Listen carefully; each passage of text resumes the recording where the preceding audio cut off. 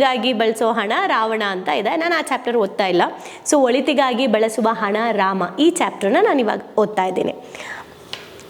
ಭಗವಂತನ ಕೃಪೆ ಇಲ್ಲದೆ ಒಂದು ಕಡ್ಡಿಯೂ ಕೂಡ ಅಲ್ಗಾಡೋದಿಲ್ಲ ಅನ್ನೋ ಮಾತನ್ನ ನಾವೆಲ್ಲ ಕೇಳ್ತಾನೆ ಬೆಳೆದಿದ್ದೀವಿ. ಆದರೆ ನಮ್ಮ ಕಣ್ಮುಂದೆನೆ ಹಣದ ಸಹಾಯವಿಲ್ಲದೆ ಏನೂ ಆಗೋದಿಲ್ಲ ಎನ್ನುವಂತೆ ಸಮಾಜ, ಸಮಯ, ಜನರು ನಮ್ಮ ಮುಂದೆ ಸಾಕ್ಷಿ ಆಗ್ಬಿಟ್ಟಿದೆ. ಅಂದರೆ ದೇವರು ಅನುಗ್ರಹ ಇಲ್ಲದೆ ಏನೂ ಆಗಲ್ಲ ಅಂತ ಹೇಳ್ತಾ ಇದ್ದಿದ್ದು ಈಗ ಹೆಂಗಾಗ್ಬಿಟ್ಟಿದೆ ಅಂದರೆ ಹಣದ ಸಹಾಯ ಇಲ್ಲದೆ ಏನೂ ಮಾಡೋಕ್ಕಾಗಲ್ಲ ಅನ್ನೋ ಮಟ್ಟಕ್ಕೆ ಇವತ್ತು ನಮ್ಮ ಕಣ್ಮುಂದೆನೇ ಸಾಕಷ್ಟು ವಿಚಾರಗಳನ್ನು ನಾವು ನೋಡ್ತಾ ಇದ್ದೀವಿ ಅಲ್ವಾ. ಹಣ ನೀಡುವ ಸ್ವಾತಂತ್ರ್ಯಕ್ಕೆ ಬೆಲೆ ಕಟ್ಟಲಾಗದು. ಎಷ್ಟು ಚೆನ್ನಾಗಿದೆ ಅಲ್ಲ. ಇವತ್ತು ಯಾರಾದರೂ ನೀವು ದೊಡ್ಡ ಬಿಸ್ನೆಸ್ ಮ್ಯಾನ್ಸ್ ಅಥವಾ ಬಿಸ್ನೆಸ್ ಸ್ಟಾರ್ಟ್ ಮಾಡಬೇಕು ಅಂದರೆ ಯಾಕೆ ಬಿಸ್ನೆಸ್ ಮಾಡ್ತೀಯಾ ಅಂದರೆ ಫೈನಾನ್ಷಿಯಲ್ ಫ್ರೀಡಮ್ ಬೇಕು ಅಂತಾರೆ. ಒಳ್ಳೆಯವರು ಹಣ ಸಂಪಾದನೆ ಮಾಡಲೇಬೇಕು ಅಂತ. ಸೊ ಆವಾಗ ನನಗೆ ಅನಿಸಿದ್ದು ಹೌದಲ್ವಾ, ನನಗೆ ಎಷ್ಟೊಂದು ಕನಸಿದೆ, ಒಳ್ಳೊಳ್ಳೆದು ಏನೇನೋ ಮಾಡಬೇಕು ಅಂತ ಇದ್ದೀನಿ, ಬಟ್ ಅದಕ್ಕೆಲ್ಲ ಬೇಕಾಗಿರೋದು ಹಣ ಅಂತ. ಆ ಕನಸಲ್ಲಿ ನೀವೇ ಯೋಚನೆ ಮಾಡಿ, ನಾವು ನಮ್ಮ ವರ್ಕ್ಶಾಪಲ್ಲಿ ಡ್ರೀಮ್ಸ್ ಬಗ್ಗೆ ಕ್ಲಾರಿಟಿ ಡ್ರೀಮ್ಸ್ ಅಂತ ಹೇಳಿ ಮಾಡಿಸ್ತೀವಿ. ಅಂದರೆ ಸ್ಪಷ್ಟತೆ ಹೇಗೆ ತಗೊಳ್ಳೋದು ಡ್ರೀಮ್ ಬಗ್ಗೆ ಡಿಗ್ ಮಾಡಿ ಮಾಡಿಸ್ತೀವಿ. ಅಂದರೆ ಯಾಕೆ ಇದನ್ನು ಮಾಡ್ತಾ ಇರೋದು, ಈ ಬುಕ್ಕನ್ನು ಓದಬೇಕಾದ್ರೆ ನನಗೆ ಅನಿಸಿದ್ದೇನೆಂದರೆ ಇದ್ದಂಗೂ ಇಲ್ಲದೆ ಇದ್ದಂಗೂ ಇದ್ರೂ ಇಲ್ಲದೆ ಇದ್ರೂ ನಾವು ಯಾವ ದಾರಿಯಲ್ಲಿ ಹೋಗಬೇಕು ಅನ್ನೋದನ್ನು ನಮ್ಗೆ ಅರ್ಥ ಮಾಡ್ಕೊಳ್ಳೋಕ್ಕೆ ನಮಗೆ ಕನಸಿನ ಬಗ್ಗೆ ಒಂದು ಸ್ಪಷ್ಟತೆ ಇರಬೇಕು.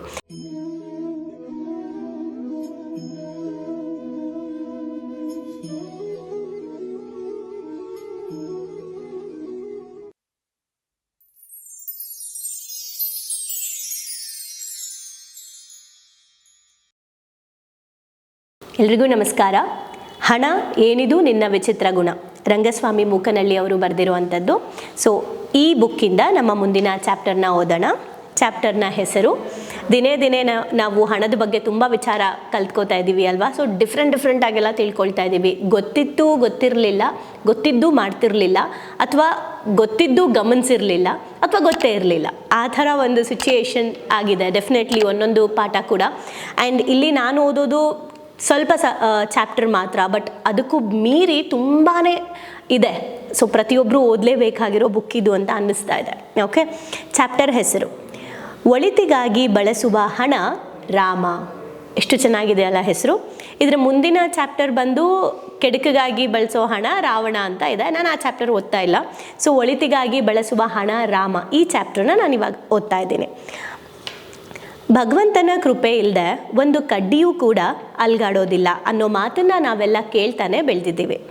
ಆದರೆ ನಮ್ಮ ಕಣ್ಮುಂದೆನೆ ಹಣದ ಸಹಾಯವಿಲ್ಲದೆ ಏನೂ ಆಗೋದಿಲ್ಲ ಎನ್ನುವಂತೆ ಸಮಾಜ, ಸಮಯ, ಜನರು ನಮ್ಮ ಮುಂದೆ ಸಾಕ್ಷಿ ಆಗ್ಬಿಟ್ಟಿದೆ. ಅಂದರೆ ದೇವರು ಅನುಗ್ರಹ ಇಲ್ಲದೆ ಏನೂ ಆಗಲ್ಲ ಅಂತ ಹೇಳ್ತಾ ಇದ್ದಿದ್ದು ಈಗ ಹೆಂಗಾಗ್ಬಿಟ್ಟಿದೆ ಅಂದರೆ ಹಣದ ಸಹಾಯ ಇಲ್ಲದೆ ಏನೂ ಮಾಡೋಕ್ಕಾಗಲ್ಲ ಅನ್ನೋ ಮಟ್ಟಕ್ಕೆ ಇವತ್ತು ನಮ್ಮ ಕಣ್ಮುಂದೆನೇ ಸಾಕಷ್ಟು ವಿಚಾರಗಳನ್ನು ನಾವು ನೋಡ್ತಾ ಇದ್ದೀವಿ ಅಲ್ವಾ. ಸೊ ಇಲ್ಲಿ ನಾವು ನೋಡಬೇಕಾಗಿರೋದು ಹಣ ಎಷ್ಟು ಪವರ್ಫುಲ್ಲಾಗಿ, ಇವರು ಹಣದ ಬಗ್ಗೆ ಎಷ್ಟು ಪವರ್ಫುಲ್ಲಾಗಿ ಒಂದೊಂದೇ ಅರ್ಥ ಮಾಡಿಸ್ತಾ ಬಂದಿದ್ದಾರೆ, ಸತ್ಯವಾಗ್ಲೂ ನಡೀತಾ ಇರುವಂಥದ್ದನ್ನು ಅನ್ನೋದನ್ನು ಗಮನಿಸಬೇಕು. ಇದೇ ಹಣದ ಸಹಾಯದಿಂದ ನಾವು ಬಹಳಷ್ಟು ಒಳ್ಳೆಯ ಕೆಲಸಗಳನ್ನು ಕೂಡ ಮಾಡಬಹುದು. ಇದನ್ನು ಸ್ಟ್ರಾಂಗಾಗಿ ನಾವೆಲ್ಲರೂ ನಮ್ಮ ಸಬ್ಕಾನ್ಷಿಯಸ್ಗೆ ಹಾಕ್ಕೋಬೇಕು. ಹಣದ ಸಹಾಯದಿಂದ ಒಳ್ಳೆಯ ಕೆಲಸಗಳನ್ನು ಎಷ್ಟೊಂದು ಮಾಡಬಹುದು. ಆ್ಯಂಡ್ ಇದಕ್ಕೆ ಸಂಬಂಧಪಟ್ಟಂಗೆ ನಾನು ಇದನ್ನು ರಿಪೀಟೆಡ್ಲಿ ನಾನು ಹೇಳಿದ್ದೀನಿ. ಈ ಥರ ಟಾಪಿಕ್ಗಳು ಬಂದಾಗ ನನಗೆ ಮುಂಚೆ ಹಣದ ಬಗ್ಗೆ ಸ್ವಲ್ಪನೂ ಆಸಕ್ತಿ ಇರಲಿಲ್ಲ.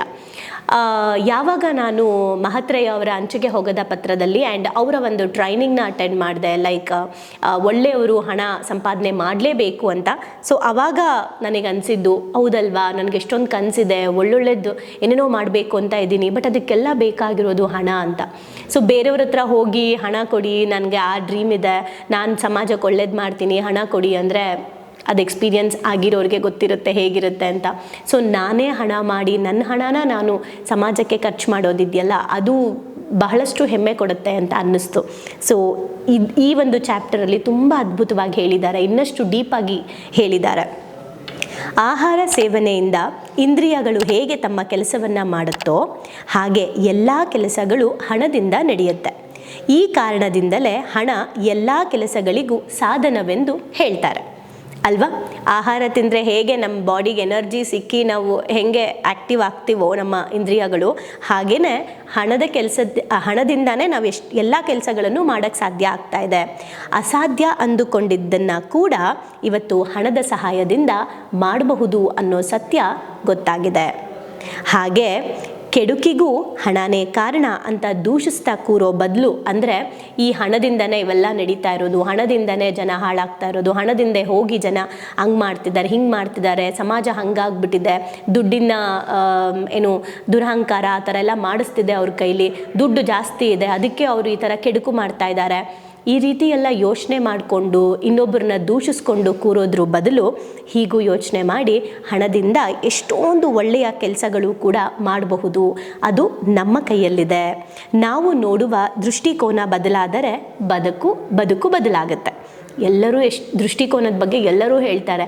ನಮ್ಮ ಜೀವನದಲ್ಲಿ ಎಲ್ಲರೂ ಕೂಡ ಹ್ಯಾಪಿಯಾಗಿರಬೇಕಾ, ವ್ಯೂ ಪಾಯಿಂಟ್ನ ಚೇಂಜ್ ಮಾಡಬೇಕು ಅಷ್ಟೇ.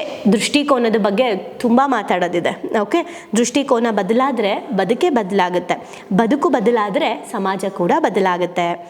ಇಲ್ಲಿ ಏನು ಹೇಳ್ತಿದ್ದಾರೆ ಅಂದರೆ, ರಾಮಾಯಣದ ಯುದ್ಧಕಾಂಡದಲ್ಲೂ ಕೂಡ ಈ ರೀತಿ ಹೇಳಿದಾರಂತೆ. ಅಂದರೆ ಯಾರತ್ರ ಹಣ ಇರೋದಿಲ್ಲ ಅವರು, ಈಗ ಒಂದು ವರ್ಡ್ ಕೇಳಿರ್ತೀವಿ, ದುಡಿಯೋ ಗಂಡಸು ದುಡಿದೇ ಇರೋ ಗಂಡಸೇ ಅಲ್ಲ ಅಂತ ಹೇಳಿ, ನೀನೊಂದು ಗಂಡಸ ಅಂತೆಲ್ಲ ಬೈದಿರೋದನ್ನ ನಾವು ನೋಡಿರ್ತೀವಿ, ಕೇಳಿರ್ತೀವಿ. ಎಷ್ಟೋ ಮನೆಗಳಲ್ಲಿ ಜೆಂಟ್ಸ್ಗೆ ಆ ಒಂದು ರೆಸ್ಪೆಕ್ಟೇ ಇರೋದಿಲ್ಲ, ದುಡಿತಾ ಇಲ್ಲ ಅಂತ ನಾವು ನೋಡಿರ್ಬೋದಲ್ವಾ, ಅಥವಾ ಕೇಳಿರ್ಬೋದು. ನಮ್ಮ ಹಳೆ ಇದರಲ್ಲೆಲ್ಲ ಗಂಡಸು ದುಡಿಲಿಲ್ಲ ಅಂದರೆ ಏನು, ಈ ರೀತಿ ಎಲ್ಲ ಹೇಳಿದ್ದಾರೆ.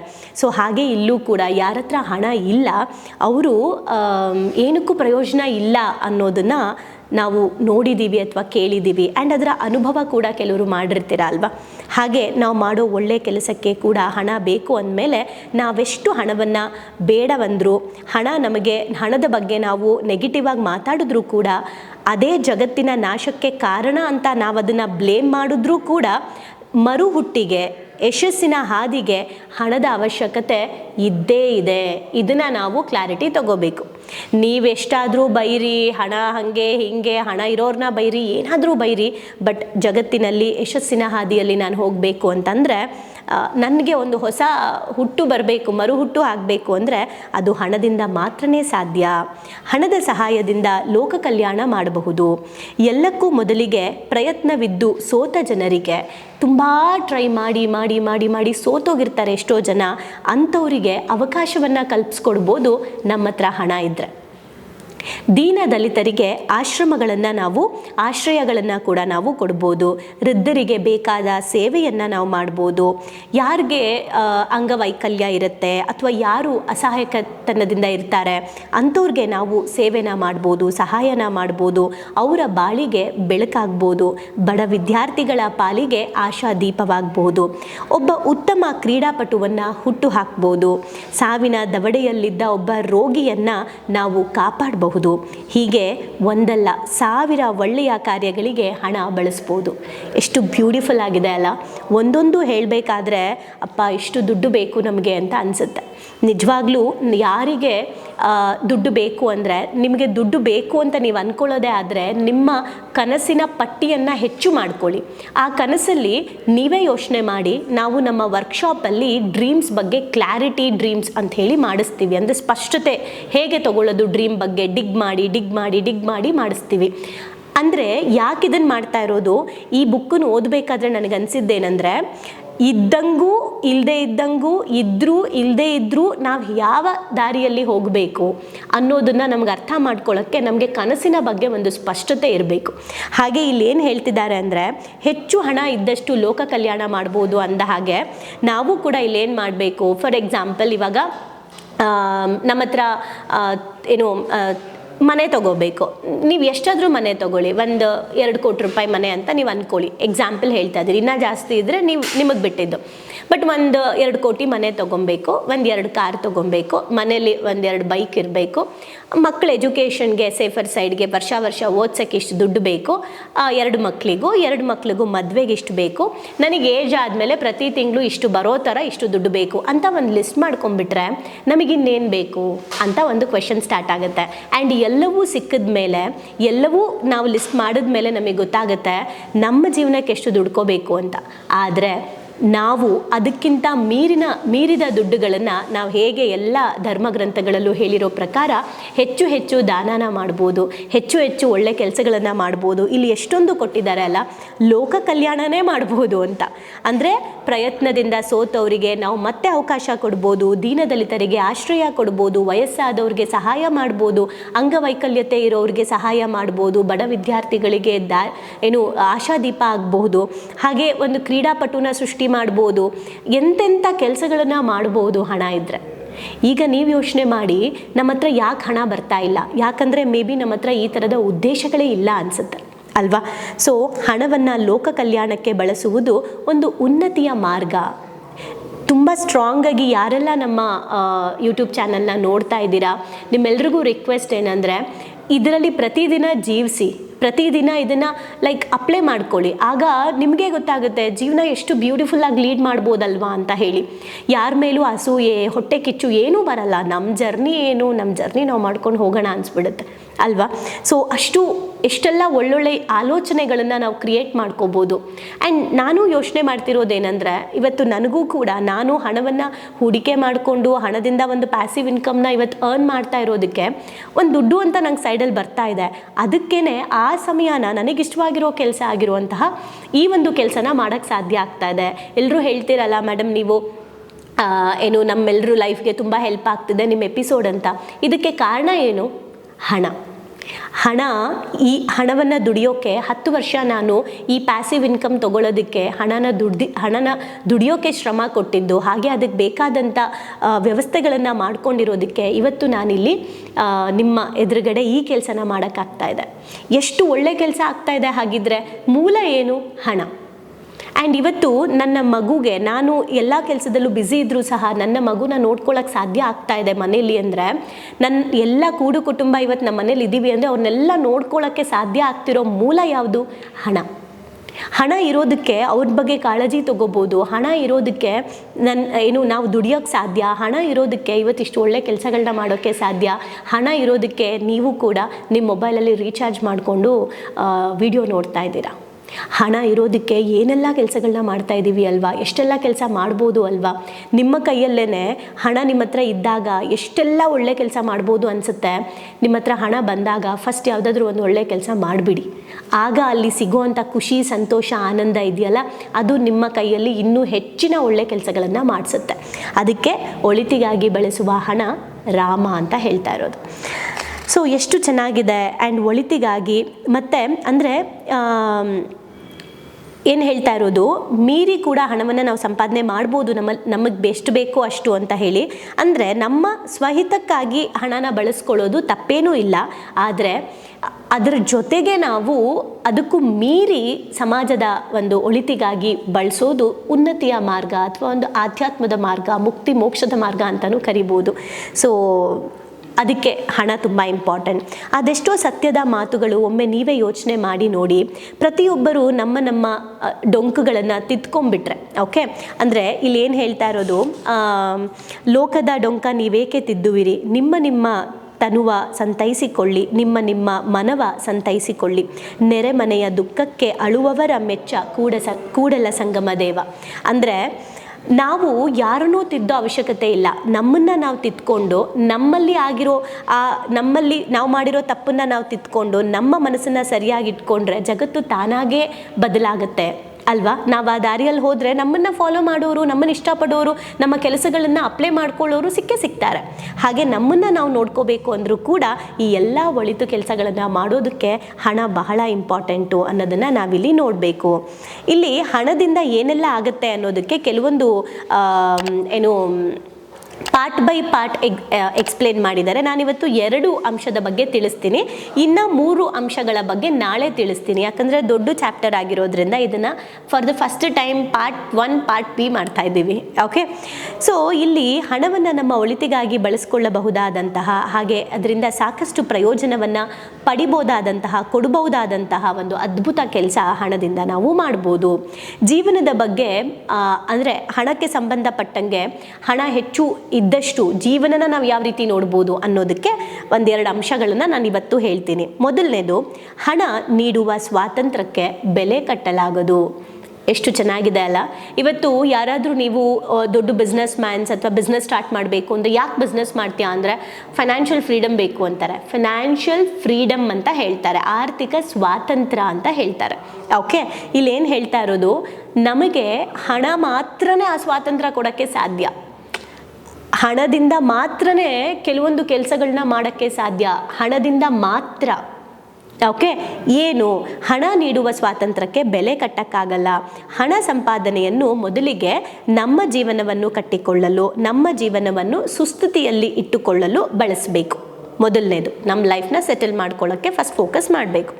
ಎರಡನೇದು, ಹೆಚ್ಚು ಹಣ ಸಂಪಾದಿಸಿದಂತೆ ನಾವು ಹಣವನ್ನು ಸಂಪಾದಿಸಲು ಸಮಯವನ್ನು ವ್ಯಯಿಸಬೇಕಾದ ಪರಿಸ್ಥಿತಿಯಿಂದ ಹೊರಗೆ ಬಂದು ಹಣವೇ ನಮಗಾಗಿ ದುಡಿಯುವ ಪರಿಸ್ಥಿತಿಗೆ ಹೋಗಬೇಕು. ಫಸ್ಟು ನಾವು ಚೆನ್ನಾಗಿ ಕೆಲಸ ಮಾಡಿ ಹಣ ಸಂಪಾದನೆ ಮಾಡಬೇಕು ಲೈಫ್ ಸೆಟಲ್ ಮಾಡ್ಕೊಳ್ಳೋಕ್ಕೆ. ಎರಡನೇದು, ಹೆಚ್ಚು ಹಣ ಸಂಪಾದನೆ ಮಾಡ್ದಂಗೆ ನಾವು ಹಣಕ್ಕೋಸ್ಕರ ದುಡಿಯೋದಲ್ಲ, ಹಣನೇ ಹಣವನ್ನು ದುಡಿಬೇಕು, ಆ ಹಂತಕ್ಕೆ ಬರಬೇಕು. ಇದು ಎರಡನೇದು. ತುಂಬ ಇಂಪಾರ್ಟೆಂಟಾಗಿ ಪ್ರತಿಯೊಬ್ಬ ವ್ಯಕ್ತಿನೂ, ಯಾರಿಗೆಲ್ಲ ಫೈನಾನ್ಷಿಯಲ್ ಫ್ರೀಡಮ್ ಬೇಕು, ಯಾರೆಲ್ಲ ನಿಮ್ಮ ಕನಸಿನ ಸ್ವಾತಂತ್ರ್ಯದ ಜೀವನನ ನೀವು ಅನುಭವಿಸ್ಬೇಕು, ನೀವೆಲ್ಲರೂ ಮಾಡಬೇಕಾಗಿರೋದೇನೆಂದರೆ ಪ್ಯಾಸಿವ್ ಇನ್ಕಮ್. ಪ್ಯಾಸಿವ್ ಇನ್ಕಮ್ ಅಂದರೆ ಕೆಲಸ ಮಾಡದೇ ಇದ್ದರೂ ಕೂಡ ಬರೋದು ಅಂತ ಹೇಳ್ತಾರೆ. ಅಲ್ಲ, ಪ್ಯಾಸಿವ್ ಇನ್ಕಮ್ ಅಂದರೆ ಹಣದಿಂದ ಹಣವನ್ನು ದುಡಿಸೋದು. ನಮ್ಮ ಹಣವನ್ನು ದುಡಿತಿದೆ ಅಂದರೆ ಅದು ಪ್ಯಾಸಿವ್ ಇನ್ಕಮ್. ಅಂದರೆ ನಾವು ಕೆಲಸನ ಬೇರೆ ಬೇರೆ ನಮ್ಗೆ ಇಷ್ಟವಾಗಿರೋ ಕೆಲಸನ ನಾವು ಮಾಡ್ತಾನೆ ಇರ್ತೀವಿ, ಬಟ್ ನಮಗೋಸ್ಕರ ನಮ್ಮ ಹಣ ದುಡಿತಾ ಇರುತ್ತೆ. ಓಕೆ, ನಮಗೋಸ್ಕರ ನಮ್ಮ ಹಣ ದುಡಿತಾ ಇರುತ್ತೆ, ನಮಗೋಸ್ಕರ ಜನ ದುಡಿತಾ ಇರೋದಲ್ಲ. ಯಾಕಂದರೆ ಅದು ಯಾವತ್ತಿದ್ರೂ ಸ್ಟಾಪ್ ಆಗ್ಬೋದು. ಬಟ್ ಇದು ತುಂಬ ಇಂಪಾರ್ಟೆಂಟ್. ಫೈನಾನ್ಷಿಯಲ್ ಪ್ಲ್ಯಾನಿಂಗ್ಸ್ ಇದೆಯಲ್ಲ, ಇದು ತಿಳ್ಕೊಳ್ತಾ ಇದೊಂದು ದೊಡ್ಡ ಪ್ರಪಂಚ ಅಂತ ನನಗೆ ಅರಿವಾಗಿದೆ. ಓಕೆ, ಸೊ ನಮ್ಮ ಹಣನ ದುಡಿಯೋಕೆ ಬಿಡಬೇಕು, ಅದೇ ನಾವು ಮಾಡಬೇಕಾಗಿರೋ ಎರಡನೇದು.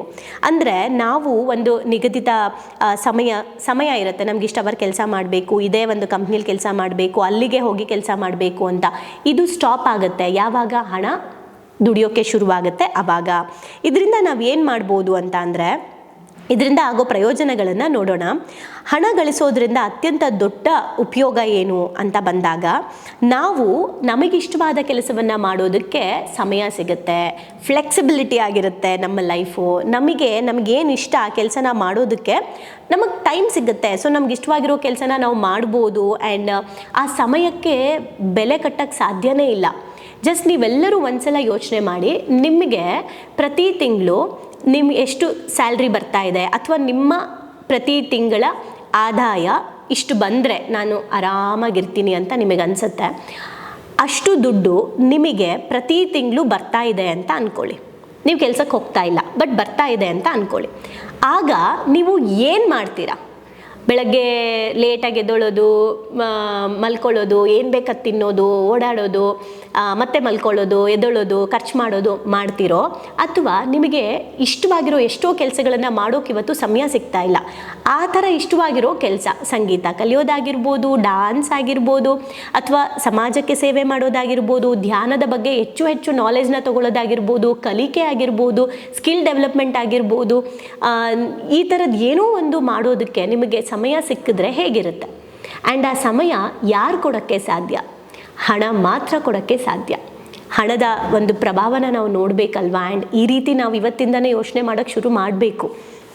ಹಾಗೆ ಎರಡನೇದು, ಕನಸಿಗೆ ರೆಕ್ಕೆ ಕಟ್ಟಬಹುದು. ಬರೀ ಸಮಯ ಮಾತ್ರ ಅಲ್ಲ, ಕನಸಿಗೆ ರೆಕ್ಕೆ ಕಟ್ಬೋದು. ನಾನೊಬ್ಬ ಕಲಾವಿದನಾಗಬೇಕು, ಆಟಗಾರನಾಗಬೇಕು, ಬರಹಗಾರನಾಗಬೇಕು, ಹೀಗೆ ಒಂದಲ್ಲ 10 ಕನಸುಗಳು ನಮ್ಮದಾಗಬೇಕು ಅಂತ ಅಂದರೆ, ನಾವು ಬಯಸಿದ ವೃತ್ತಿಯನ್ನು ಮಾಡಲು ಅಥವಾ ನಮ್ಮ ಕನಸಿನ ಹಿಂದೆ ಹೋಗುವುದು ಎಲ್ಲರಿಂದ ಸಾಧ್ಯವಿಲ್ಲ. ಇದು ಎಲ್ಲರ ಕೈಲೂ ಆಗಲ್ಲ. ನಾನು ಅಂದ್ಕೊಂಡಿದ್ದೆ ಹಂಗಾಗಬೇಕು ಅಂತ, ಬಟ್ ಏನು ಮಾಡಲಿ, ಫ್ಯಾಮಿಲಿ ಕಮಿಟ್ಮೆಂಟ್ಸ್, ಫ್ಯಾಮಿಲಿ ನೋಡ್ಕೋಬೇಕು, ಹಾಗಾಗಿ ನನಗೆ ಅದನ್ನು ಮಾಡೋಕ್ಕಾಗಿಲ್ಲ ಅಂತಲೇ ತುಂಬ ಜನರ ಬಾಯಲ್ಲಿ ನಾವು ಕೇಳಿರ್ತೀವಿ. ಆದರೆ ಹಣ, ನಾವು ಹಿಂದೆ ಒಂದು ಅಂಶ ಏನು ನೋಡಿದ್ವಿ, ಹಣನ ದುಡಿಯೋಕ್ಕೆ ಶುರು ಮಾಡಿದ್ರೆ ನಾವು ಎಲ್ಲ ಕನಸುಗಳನ್ನು ಅಚೀವ್ ಮಾಡ್ಬೋದು, ನಮ್ಮ ಕನಸಿಗೆ ರೆಕ್ಕೆ ಕಟ್ಬೋದಲ್ವಾ? ಸೊ ನಮ್ಮ ಕನಸಿಗೆ ರೆಕ್ಕೆ ಕಟ್ಟುವ ಶಕ್ತಿ ಹಣಕ್ಕೆ ಮಾತ್ರ ಇದೆ. ನಮಗೆ ಸಮಯದ ಸ್ವಾತಂತ್ರ್ಯ ಕೊಡೋ ಶಕ್ತಿ ಯಾವುದಕ್ಕಿದೆ? ಹಣಕ್ಕೆ ಮಾತ್ರ ಇದೆ. ನಮ್ಮ ಕನಸಿಗೆ ರೆಕ್ಕೆ ಕಟ್ಟೋ ಶಕ್ತಿ ಹಣಕ್ಕೆ ಮಾತ್ರ ಇದೆ. ಓಕೆ, ನಮ್ಮ ನಮ್ಮ ಮಧ್ಯ ಇರೋ ಎಷ್ಟೋ ನಮ್ಮ ಮಧ್ಯದಲ್ಲಿ ಸಾಧಕರಿಗೇನೂ ಕೊರತೆ ಇಲ್ಲ, ಆದರೆ ಅವರೆಲ್ಲರೂ ಮಾಡಿರೋದು ಈ ಥರದ ಕೆಲಸಗಳೇ. ನಮಗೆ ಅನಿಸುತ್ತೆ ಇವ್ರಿಗೆ ಎಲ್ಲಿಂದ ದುಡ್ಡು ಬರುತ್ತೆ ಅಂತ. ಎಲ್ಲಿಂದ ಬರುತ್ತೆ ಅಂದರೆ ದುಡ್ಡನ್ನು ದುಡಿಯೋಕೆ ಅವರು ವ್ಯವಸ್ಥೆಗಳನ್ನ ಮಾಡ್ಕೊಂಡಿರ್ತಾರೆ.